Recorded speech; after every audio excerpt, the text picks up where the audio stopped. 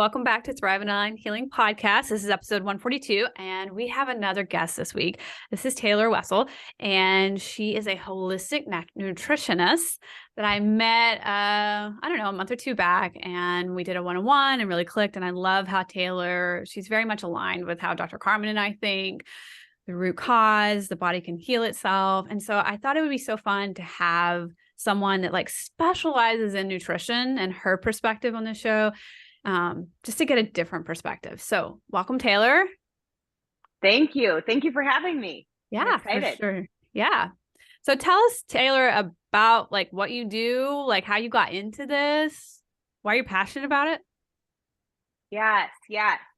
Oh, goodness. Okay. What I do is I work one-to-one coaching with mostly women, busy, stressed out women who feel that they don't have time for themselves to put into meal prep and all of the action steps that are needed to be healthier, to reach those health goals. So many people are that all or nothing approach, but we're burnt out, we're stressed out, we might have some form of adrenal fatigue. Most people I speak with do, or hypothyroidism. So I very much specialize in working with this busy, stressed out person who has personal health goals, who isn't feeling good and is sick and tired of feeling sick and tired, but they don't know what to do about it. They don't have time to think about it. So they hire me to figure out the small actionable steps that need to be taken on a weekly basis to get them to where they want to be. My history with nutrition as a holistic nutritionist goes way far back.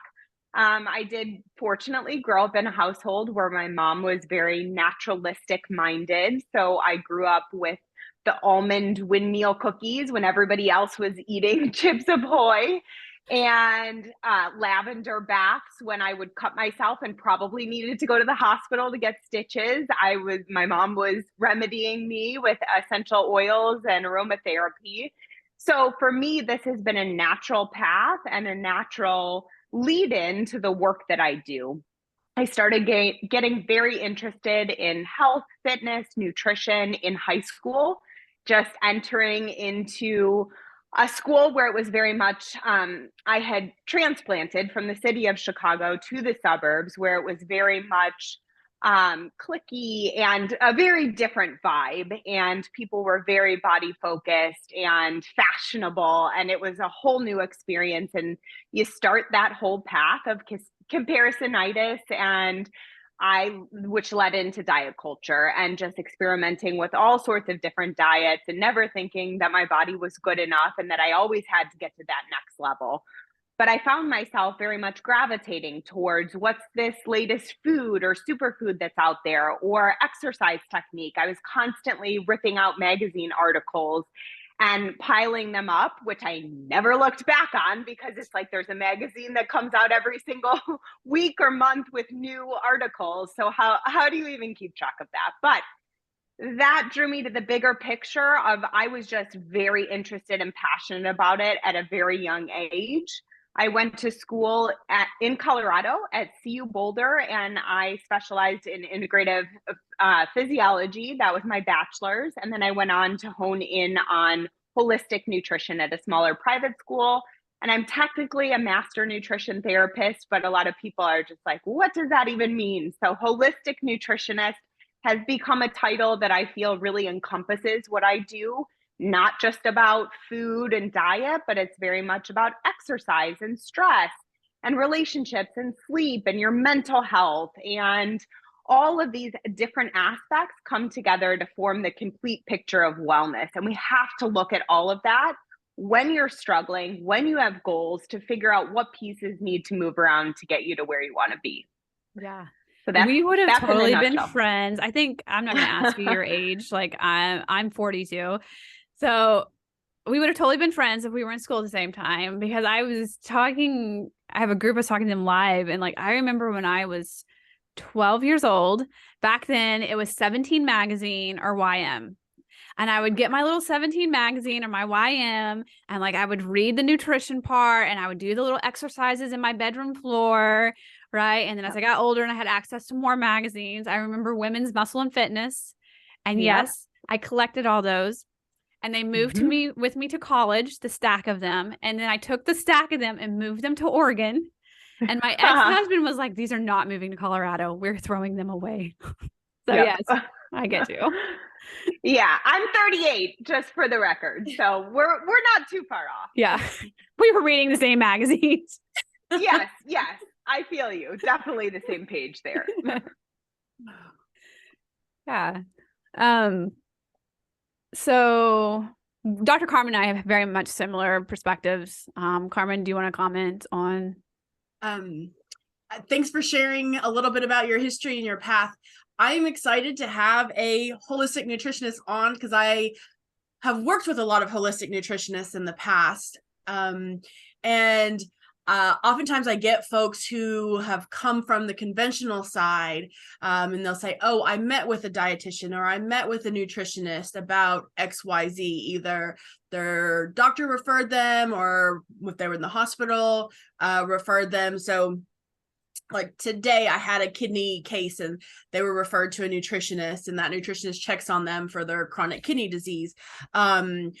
But it's very different from a holistic nutritionist perspective, which I appreciate a lot more, because I often find sort of the world of dietetics is just focused on very different things. Yeah. And not very holistic, whole person, whole body type of support that we need as human beings. And so, yeah, I'm excited to visit with you a little bit more about that and kind of what you do on a daily basis to help to support folks. Yes. I think there's definitely a place for every single practitioner out there. Registered dietitian, certainly more clinical and number-based. I'm definitely more based on subjective and how are you feeling, what's presenting with you, what pieces need to kind of move around. And I'm a little bit, as a little girl too, while I was very focused on health and nutrition and that mindset, I also always thought it'd be really cool to be a detective. And I feel like I've become a health detective because it is trying to you have to start peeling back the layers to really get to the root of the problem. And I will say, I see a lot of people come through my door who are focused on weight loss, and they're either binge eating, they've been through diet culture, they can do great on a diet and then they can fall completely off track, or they have disordered eating patterns. And to be perfectly honest, it's usually not about the food. It's about figuring out where the traumas, the triggers, the coping mechanisms lie. I am not a therapist. I just want to put that out there. I'm not a doctor. I'm not a therapist. I'm not a registered dietitian, but it's part of the gig is to understand people, to be able to connect with people, to ask the right questions, to get to the answers and to get to the real deeper work that people are in such need of. So thank you for kind of highlighting the difference. Western medicine is there for a reason. Eastern medicine is kind of the merriment of all, but I'm definitely about really getting to know the individual and tailoring a program to them specifically without having to do weigh-ins or calorie counting or macro counting or being on this diet or that diet. It's like, what foods are you eating currently? How are you currently living your life? And where are the opportunities to make tweaks? So you're a busy person. How can we take opportunities in the morning? Maybe we have to carve out a little bit of time on a lunch break to either shut your eyes for 10 minutes, reset, or go for a walk. So I'm constantly just trying to find there are 10 minutes throughout people's day that they can be implementing better practices. So yeah, that's just a little snapshot into the work that I'm doing. That's perfect. I love that. I suspect that you also find, or your clients find more success when they get an individualized approach like that, instead of what I often see is when folks get a criteria or a protocol or an outline of, okay, you've got to match these numbers, you need these macros, look at these micros, right? How many calories, what type of diet do we need to be on? We're going to weigh in every month. Sometimes I see folks get stuck, right? Like they get very stuck and very kind of obsessed with those numbers. And then it becomes not a healthier situation. Right. Yeah. Because now all their efforts are revolved on meeting those numbers and those criteria. And then they will judge themselves if they don't meet the criteria or those numbers by the end of the day or the week or whatever. Yeah. Yeah. I will say, because I work with a lot of execs, CEOs, high performing individuals, they want the plan. They want to know exactly the numbers to crunch and exactly what it should look like and how much protein and how many grams of carbs. And it's like, babe, that's not what we're trying to do here, because that's so in this whole sympathetic, like push mentality, type A perfectionist. And in the real world, you're not crunching numbers. And in fact, those are off by 30 to 50% anyways, because really when you break down a calorie or the measurements and how they're getting to those numbers and how it's actually processed in your body based on muscle mass and your digestion and gut health and all of these factors, how can you really know to the number? And stepping on the scale, I mean, it stresses so many people out. Let's just go with how your clothes fit. I mean, I was up and I was a constant weigh-in type gal and on detoxes and very regimented and very strict in my past for many, many years. And I now am in more of a free path, and there's no weigh-ins, there's not those calculations or having to eat by the book. But you know, you're up a pound, you're down a pound, it impacts your entire day. And who really cares? When you step down, your feet down off of the bed, you know if you feel inflamed or puffy or like you're holding on, or you feel light and in a good mood. So let's just go based on that. Yeah, I found in my practice, because, you know, we partner up because I do the mindset piece and then Dr. Carmen does the biochemistry, that's what we want to call it, piece, the hormones and the neurotransmitters. And I find that, like, I am type A, so I understand that world. But I do find that, like, wanting to weigh in, that wanting to give me my macros is really symptoms of the underlying issue of I don't trust myself and I don't trust my body. Yes. I don't trust my body to be a healthy weight for itself. So I'm going to have to diet itself into submission to me. I don't trust myself to eat intuitively and eat health food that heals me, because I'm afraid I'll eat too much or fall off the wagon or whatever the diet culture has programmed. For me, the root cause is like trust, the relationship with yourself and trusting yourself. Yes. Oh my gosh, that is such a good point, because it is, I have a specific client right now who's, 5 pounds up, but she's by no means overweight and a chronic calorie counter, constantly putting into dietary software. She's a high earner at executive status, and she's a data person. And I see this with so many.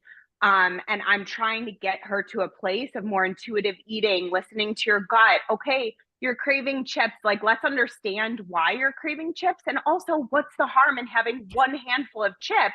If you're having smoothies for breakfast and a Buddha bowl for lunch or a salad, and then you're eating salmon with veggies, like, girl, go live your life. Actually, you're probably under eating.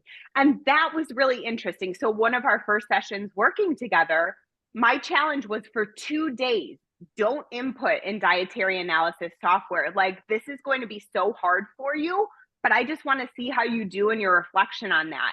And she actually emailed me between sessions. She couldn't even wait for the next session. And she said, I did do it, but I will say on the second day, I inputted into dietary software at the end of the day because I didn't trust like my choices and where I was at. And I actually ate less when I wasn't calculating, because you're relying on the numbers to tell you, okay, where am I at for the day? I'm supposed to hit 1,500 calories today, and I've already gotten to 1,200. So now I have to eat a salad for dinner, even though I want, to have a bowl of soup or a piece of pizza, but I can't because I've already maxed out. Rather than just letting your body tell you what it needs. We're so far removed from that. So great point. I love that. Yeah. I have a client. I mean, but I'm a holistic life coach. So we coach all different areas, right? And so I have a client that's like, she has this magic number that she wants to get to in weight loss, right? And we finally have gotten to the point of, like, it's all about trusting yourself, right? Like trusting and like listening to your body and trusting that your body is for you. It's never against you. And so she kind of like let go of the numbers and came to a place of like, I've just decided like, I'm just going to become the woman that like doesn't gain weight and lose weight. Like I'm going to step into that identity. And I was like, because a lot of times in the coaching world, we say that like embody that future self, right? Which is like so vague. And for me in that moment, I was like, well, I am that woman. Like, I know what that woman thinks, right? Like, I don't think about weighing myself. I just think like I'm a woman that weighs 125 to 135. And I always will. And I always have. Right. And I don't think there's no other thoughts. I don't spend time thinking like, oh, this cookie is going to like, I don't. I'm like, it's a cookie. I want the cookie. I'm going to eat the cookie. I trust my body. Yeah. And so I gave that to her. I'm like, this is the woman that you're wanting to embody. Like, she doesn't think about food all the time. She doesn't even think about the scale. Like, she trusts her body. That's who you have to become. But let me ask you, was that a journey to get to this place that you are now, or has that always been how you've been, your relationship with food? It's like you're asking me to be vulnerable. I know. Ooh. Let's see here. No. For me, food, I did not have much perceived control in my life. So food was a means of something I could control. So I used it as like, I wouldn't eat. That's how I could create control in my life. Right. Yeah. And so I never developed an emotional relationship with food, right? Like eating did not give me dopamine hits. So I didn't pick that up as a buffering system. Like, oh, I feel sad, I'm going to go eat. So it was almost like the dopamine hit was not eating and being able to stay within bounds and restrict. Yeah. And like I moved through that, and like I got so much into the health and wellness world as a CrossFitter and personal trainer. I knew I had to eat to feed the muscles. Right. So then that relationship switched to it's on the to-do list. Each meal is on the to-do list. I just have to get it done. So I guess because that relationship benefited me in the sense I didn't binge eat or purge, or I didn't use food to emotionally support me, which usually creates weight problems, right? But it also made it really hard to gain muscle because like I'm too busy. Eating is a waste of time. Right. So that's the vulnerable relationship with food and me. Yes. I mean, I think that usually when you specialize in something, you've had a personal history. And I will say to get to the point that I am with more of a food freedom approach took a while. I mean, I lived, as I mentioned before, in a world of I wanted to be a certain number on the scale. I was a nutritionist. I had to practice what I preached to the nth degree, because if people were hiring me to talk about nutrition, I had to be perfect with everything, because who am I to talk about it if I'm not living by those standards? Right. So for, probably 10 years of my life, I was on constant detoxes, trying to just lose that couple of pounds. And then when I wasn't on detoxes, I felt great right after, and then the weight would like creep back on. But I'm talking a couple pounds, like nobody would know, but I knew within my body. And I would place myself as more of orthorexia. Like I was gluten-free, I was dairy-free, I was soy-free. I didn't drink coffee for the longest time. I like would let in matcha and dark chocolate between detoxes when I had finally decided I was going to start having caffeine again. But it was really unhealthy. As healthy as I looked, as great as my skin looked, my physique, inside it was so stressful, and I was closed off to so many opportunities, social events, dating. It was like I was shut down as far as that is, because I was so perfect. I would show up at my family's places for dinners with my lunch satchel with a green soup or some kind of veggie soup and a veggie dish, and they would be eating whatever they were eating, and I would lay out my own food. That's how crazy it was for so many years. So now I'm in a place where I actually met my now life partner, and he eats for joy, and we're trying to like do the merriment of eating for joy and eating for health. But one of our first dates was I think it was our second or our third date. And he said, it's a great restaurant, but I could only get a reservation for 9:30 p.m. are you up for that? And it was like, that is my bedtime. I mean, 9 p.m. is my bedtime. I always close the kitchen by 6 p.m. That's how like much of a regimented person that I was. And so I took pause and I thought, you know what, you are interested in this guy. You like this guy, go for it. Like branch out. I was ready for change. I was ready for something different. I went to that date and it was a pasta date where we did the tasting menu, where they were bringing out dish after dish of pasta with cream sauces and dairy. And I was just like, I'm going to feel real crummy tomorrow, but I'm all in on this. Oh, I love that. And from there, it just became like an opening of how closed off that I was. But I found love, I found joy, and I found happiness in so many other elements where food isn't a huge focus for me anymore. As much as I'm a holistic nutritionist, it's like I know what I need to do to be healthy, but I also eat the pizza when I want to eat the pizza. Or if I want a dessert or a cookie, I go for it and I don't stress about it. So anyways, that's my I love that. What a beautiful story. Like, I love that was like the freedom moment. Yeah. Yep. That guy.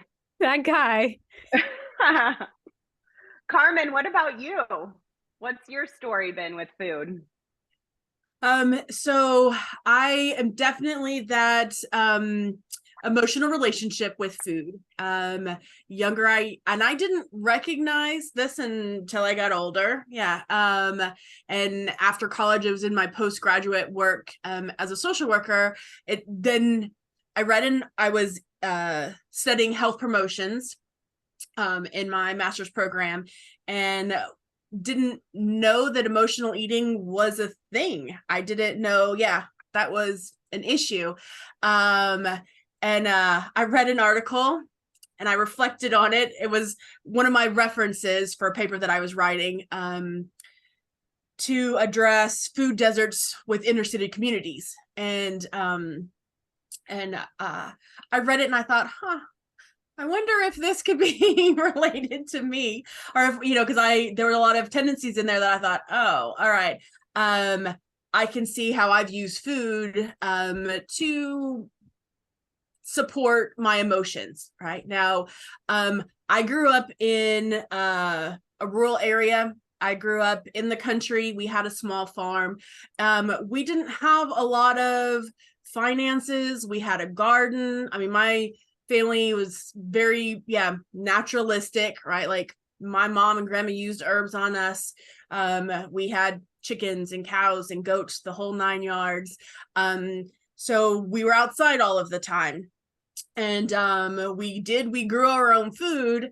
We didn't really have a lot of extra finances like to eat out. Like when I was little, I didn't know people would go to McDonald's for food.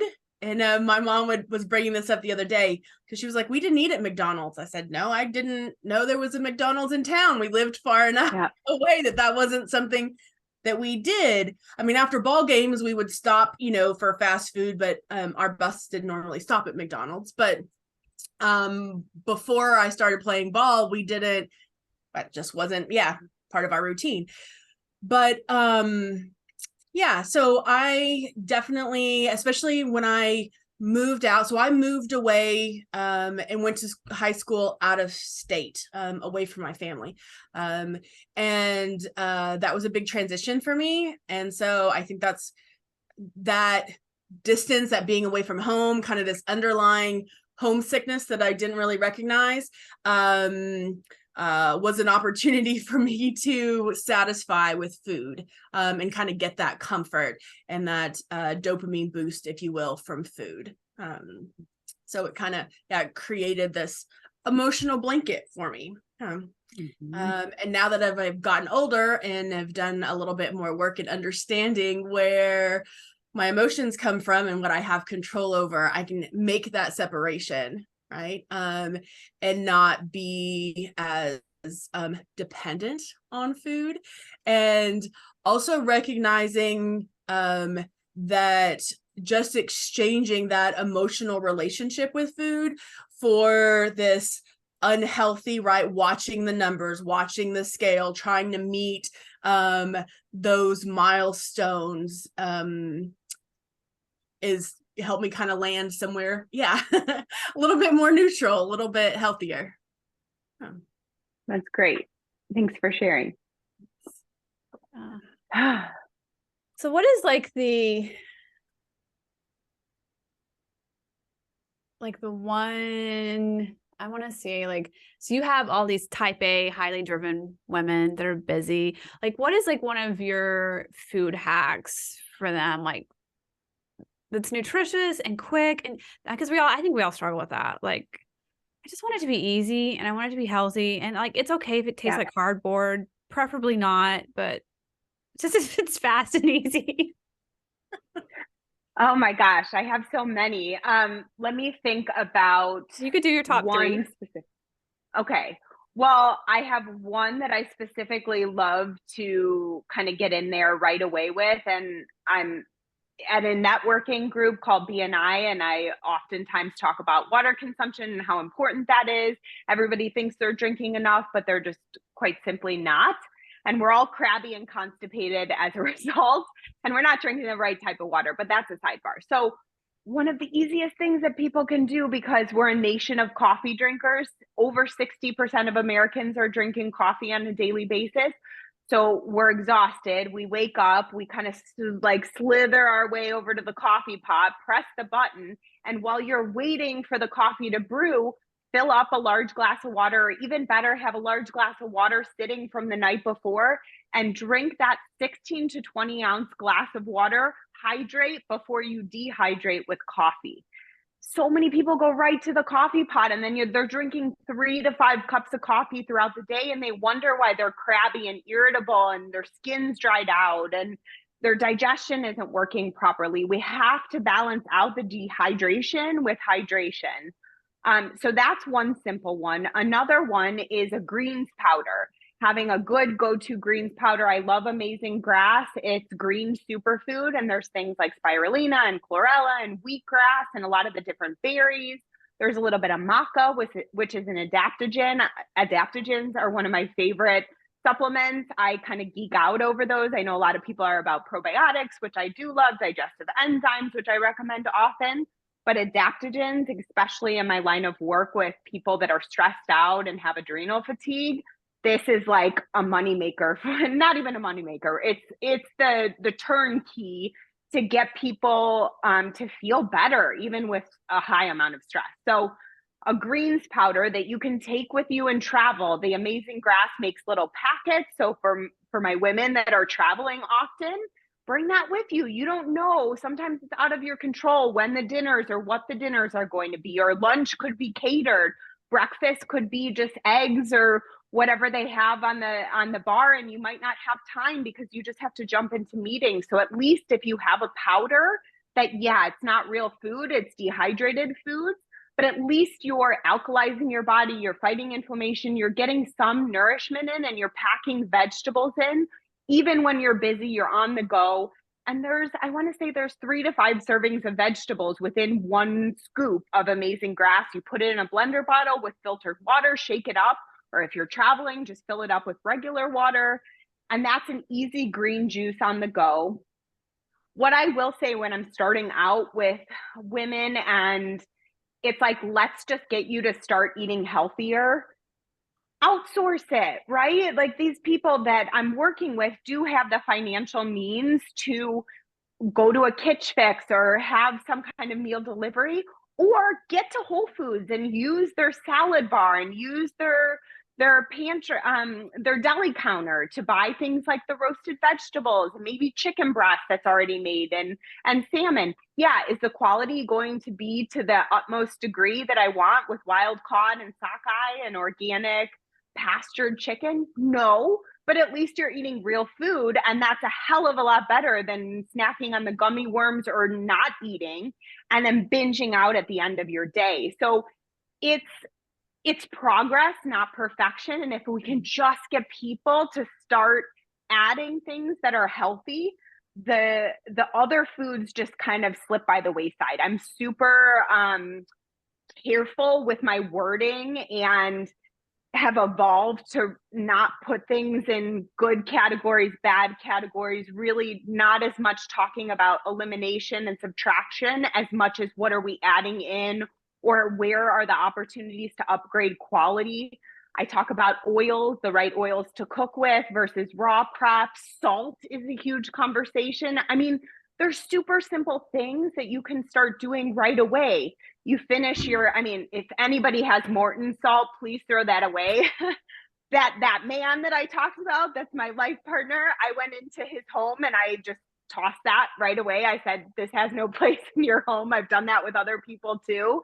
And it's like, wow, you just did that. But it's so inflammatory. It's creating all sorts of issues and inflammation within the arteries that's leading to high cholesterol, that the cholesterol gets blamed. We're all on statins. And really, we just need to start peeling back the layers on inflammation. So my 3, drink a large glass of water, preferably filtered, before you have your coffee in the morning. Get a greens powder, especially if you're a busy person.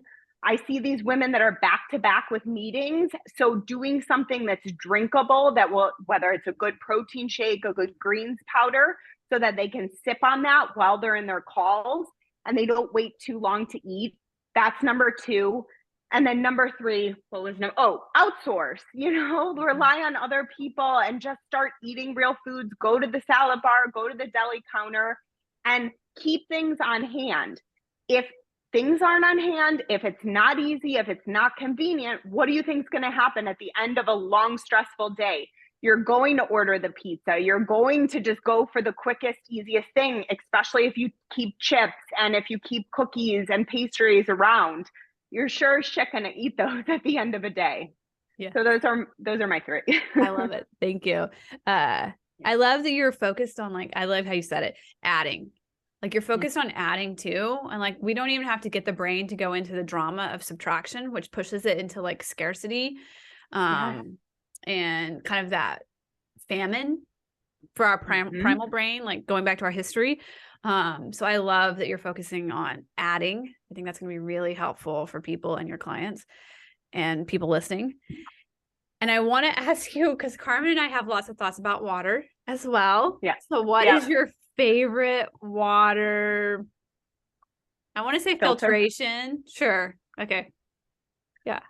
So I am an Aquasana user. I think that they are approachable. I have a countertop system, and we also have a shower head filter, because it's not just about the water that you're drinking, but we are so vulnerable. Our skin is a direct shot into the bloodstream.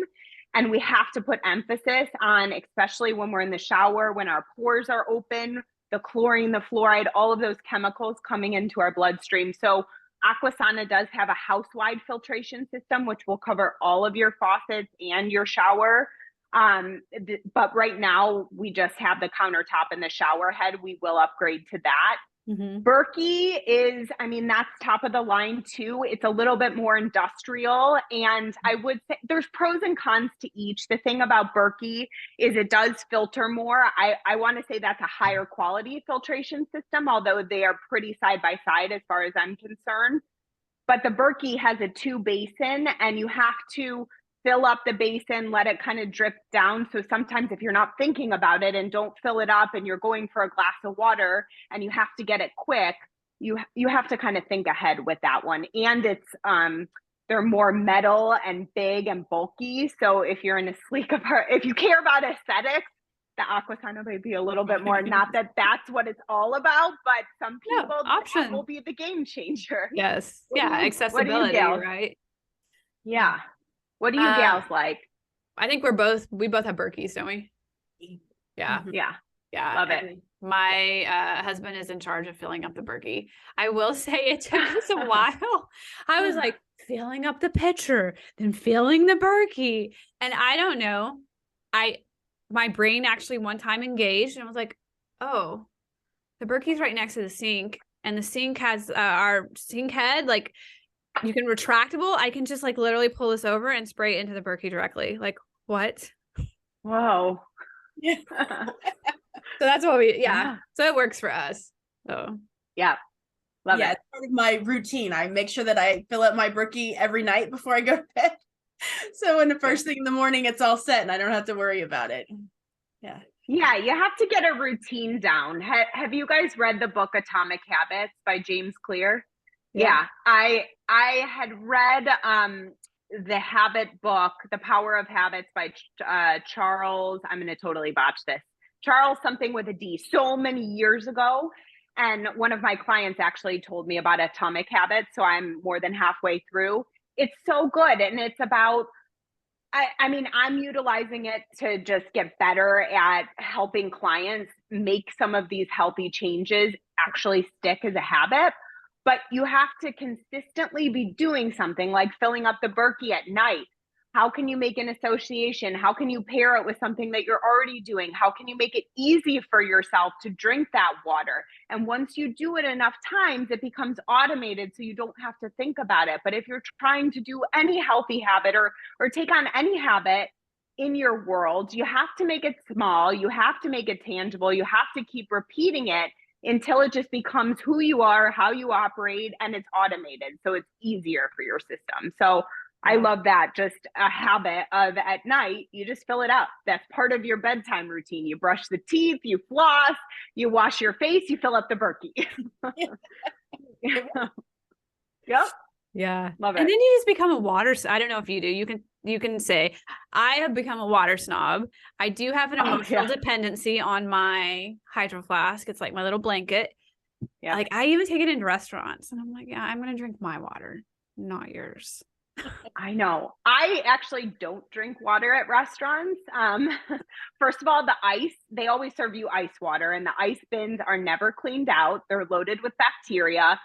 And drinking a large glass of water, I mean, you know, if you need to drink a few sips of water and you're really parched, and especially on a hot day, I'm just saying what I usually do. So the ice too, it freezes up your digestive enzymes. So it prevents them from actually breaking down your meal. And drinking a large glass of water before you actually consume food within that 30 minutes flushes away hydrochloric acid that you need within your stomach to break down protein.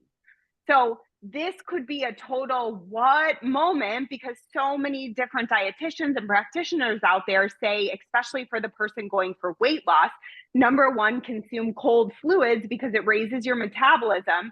But I'm working with people that are burnt out, stressed out, their metabolism isn't working, and this is requiring more energy to try to heat it to your body temperature of 98.6 degrees or somewhere around there, when these people don't have more energy to give. So that's number one. And number two is the digestive process of just flushing away all of your enzymes, which are naturally decreasing with age, which naturally decrease with stress.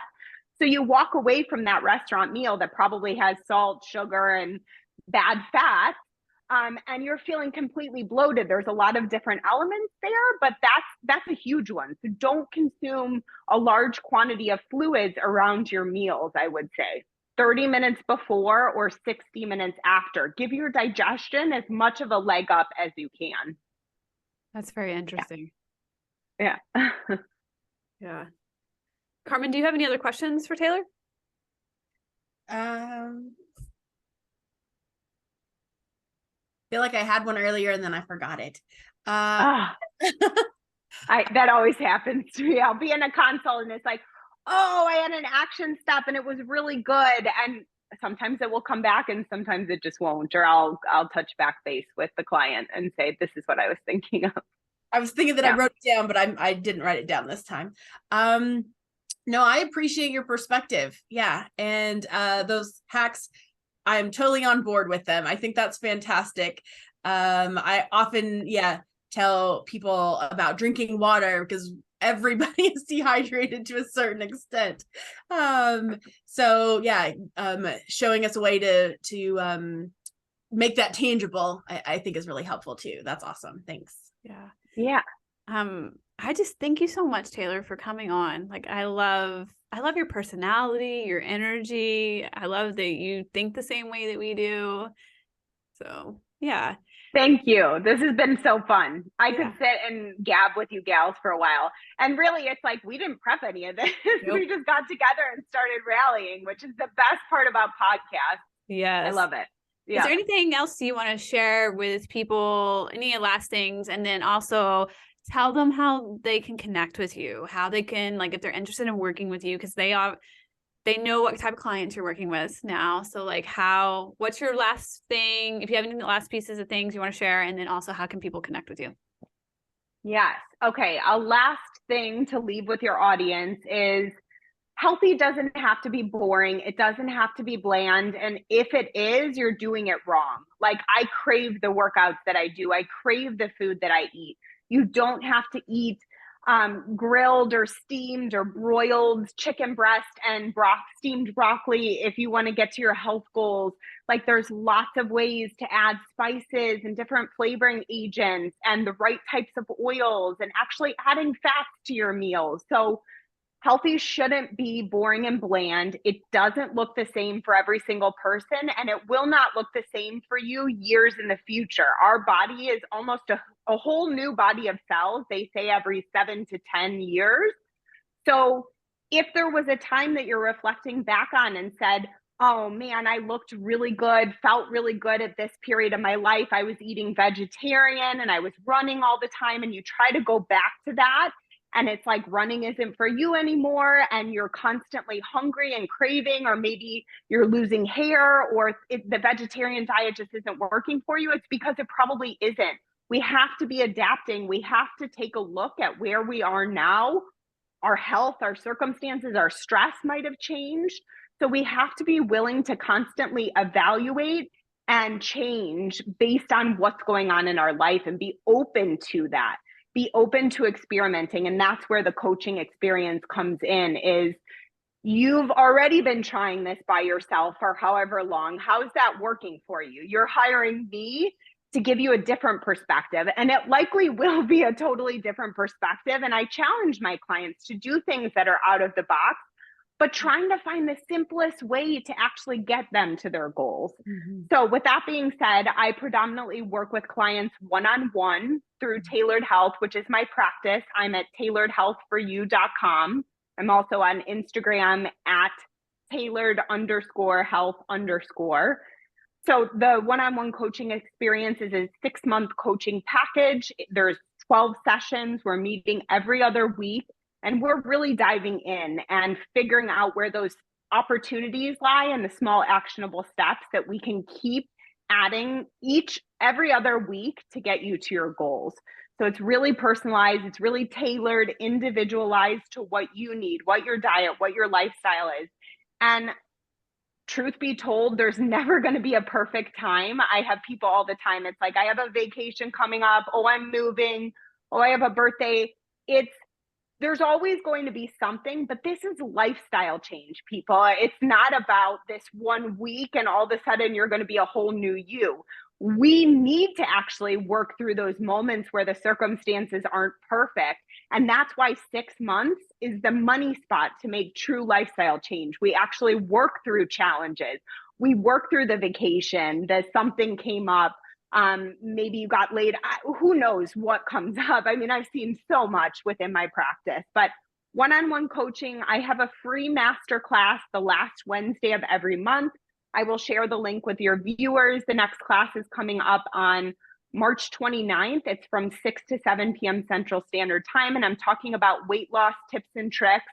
And these aren't your conventional weight loss tips and tricks. We're not talking about macronutrients and how to balance that out with a low carb diet and getting enough protein, but we are talking about some myth busters there. We're talking about calories in, calories out. I want to bust some myths on intermittent fasting. See so many people doing this completely wrong, and they're stuck in it and they're married to it, but it's not working for them. So I'll share the link with you to drop in the comments. And yeah, that's predominantly what I'm doing. I have pop-up group programs and different practitioners that I'm partnering with, corporate wellness, but most of my work is one-on-one in my free master classes. So I hope to connect with you guys soon. Yeah. Thank you for having me. All that information in the description, in the podcast description. So you guys can go to show notes, get that stuff there. Again, thank you so much, Taylor, for coming on. Thank you, ladies. Yeah. All right, guys. We'll see you guys next week.